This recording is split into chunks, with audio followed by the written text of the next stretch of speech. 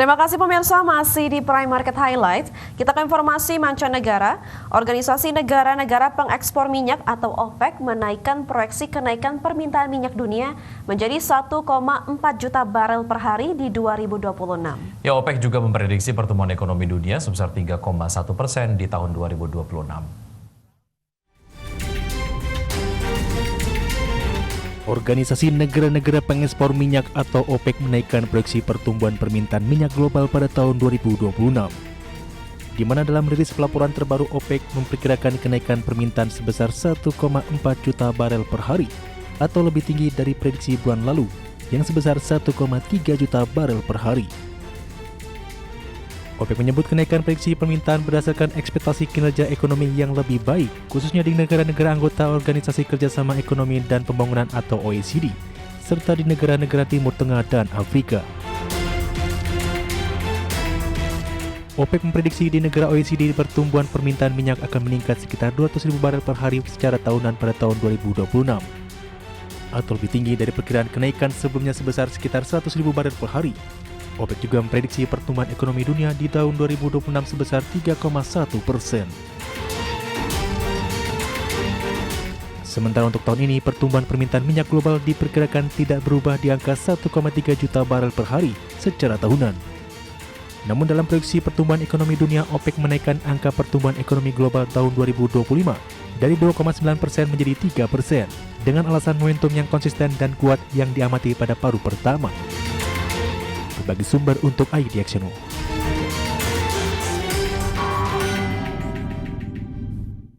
Pemerintah Amerika Serikat mencatat defisit anggaran sebesar 291 miliar dolar atau naik 19% secara tahunan. Kenaikan tersebut terjadi di tengah pemberlakuan tarif resiprokal oleh pemerintahan Presiden Donald Trump. Defisit anggaran Amerika Serikat pada Juli 2025 mencapai 291 miliar dolar Amerika. Angka tersebut naik 19,26% dibanding Juli 2024 yang sebesar 244 miliar dolar Amerika. Kenaikan defisit anggaran terjadi terutama dipicu oleh kenaikan belanja pemerintah Amerika Serikat. Kenaikan juga terjadi di tengah penerimaan biaya masuk yang meningkat akibat kebijakan tarif resiprokal. Penerimaan negara Amerika Serikat pada Juli 2025 naik 2% secara tahunan menjadi 338 miliar dolar Amerika. Sedangkan belanja pemerintah meningkat 10% menjadi 630 miliar dolar Amerika. Seorang pejabat Departemen Keuangan Amerika Serikat menyebut penerimaan bersih bea masuk pada Juli mencapai 27,7 miliar dolar Amerika atau naik signifikan dari 7,1 miliar dolar Amerika pada Juni tahun lalu. Kenaikan signifikan tersebut terjadi didorong kenaikan tarif yang diberlakukan Presiden Donald Trump. Dan secara keseluruhan defisit anggaran Amerika Serikat sepanjang tahun fiskal hingga Juli 2025 mencapai 1,62 triliun dolar Amerika. Angka ini naik 7% dari periode yang sama di tahun 2024. Berbagai sumber IDX Channel.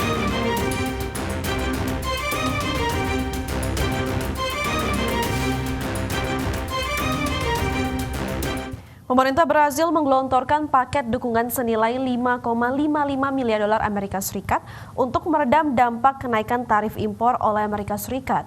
Langkah ini diharapkan mampu melindungi eksportir lokal dan menjaga daya saing perdagangan luar negeri.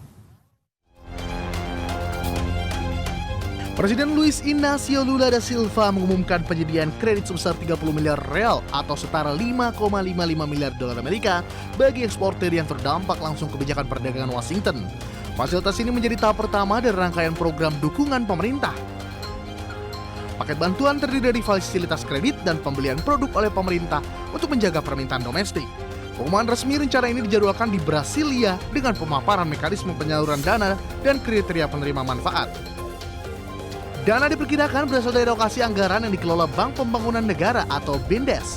Kebijakan ini diprioritaskan oleh perusahaan lokal yang terkena langsung kenaikan tarif dari 10% dan 50% oleh Amerika Serikat. Meskipun beberapa komoditas strategis seperti jus, jeruk, dan pesawat terbang dikecualikan, langkah ini menunjukkan tekad Brasil untuk mempertahankan pangsa pasar ekspor di tengah memburuknya hubungan dagang dengan Amerika Serikat. Berbagai sumber IDX Channel.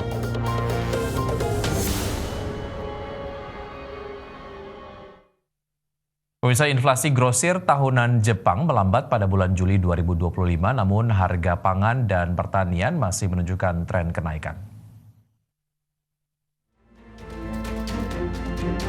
Inflasi grosir Jepang tercatat 2,6% pada Juli dibandingkan tahun sebelumnya melambat dari 2,9% di bulan Juni. Data ini menandai perlambatan selama 4 bulan berturut-turut. Penurunan ini memperkuat pandangan Bank of Japan bahwa tekanan harga dari biaya bahan baku mulai mereda.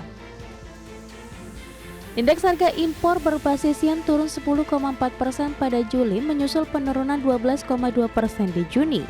Meski harga bahan kimia dan baja menurun, harga makanan dan minuman naik 4,2% secara tahunan. Kenaikan sektor pangan ini menunjukkan tekanan harga yang meluas di tengah perlambatan inflasi secara umum. Adapun Bank of Japan telah menaikkan suku bunga ke 0,5% pada Januari setelah mengakhiri stimulus besar-besaran tahun lalu. Meski inflasi konsumen inti telah melampaui target 2% selama lebih dari 3 tahun, Gubernur Kazuo Ueda tetap berhati-hati. Ia menilai kenaikan harga saat ini banyak dipicu faktor sekali pakai seperti lonjakan biaya bahan baku. Berbagi sumber, IDEX Channel. Pemirsa, Kejaksaan Korea Selatan mengeluarkan perintah penangkapan terhadap mantan ibu negara Korea Selatan Kim Kyun-hee pada Selasa malam waktu setempat. Ya, penangkapan tersebut menjadikan Kim dan suaminya Yoon Suk-yeol sebagai mantan presiden ibu negara Korea Selatan yang ditahan dalam waktu bersamaan. Mantan ibu negara Korea Selatan Kim Kyun-hee ditangkap dan ditahan aparat kepolisian pada Selasa malam waktu setempat. Kim ditangkap atas sejumlah tuduhan seperti gratifikasi, penipuan, penyuapan hingga campur tangan dalam kebijakan pemilu. Jaksa menduga Kim selama menjalani peran sebagai ibu negara melanggar 3 aturan perundang-undangan, yakni Undang-Undang Pasar Modal, Undang-Undang Dana Politik, dan Undang-Undang tentang penerimaan suap untuk mediasi. Hal ini menempatkan Kim dan suaminya Yoon Suk-yeol sebagai pasangan mantan presiden dan ibu negara Korea Selatan yang ditahan dalam waktu bersamaan. Dalam hal ini, Kejaksaan juga menyatakan telah menerbitkan surat perintah penahanan terhadap Kim karena Kejaksaan menilai Kim berpotensi menghilangkan barang bukti. Penyelidik menduga Kim dan Yoon memengaruhi Partai Kekuatan Rakyat untuk mencalonkan kandidat tertentu dalam pemilihan sela legislatif tahun 2022. Tindakan ini diduga dilakukan untuk memenuhi permintaan Yoon Taek-kyun yang merupakan pebisnis sekaligus pemilik sebuah perusahaan survei politik Future Korea Research Institute. Yoon diduga melakukan survei opini gratis untuk Yoon dengan menggunakan data yang dimanipulasi. Cara itu diduga memengaruhi kemenangan Yoon dalam pemilihan pendahuluan presiden partai sebelum terpilih sebagai presiden. Berbagai sumber IDX Channel.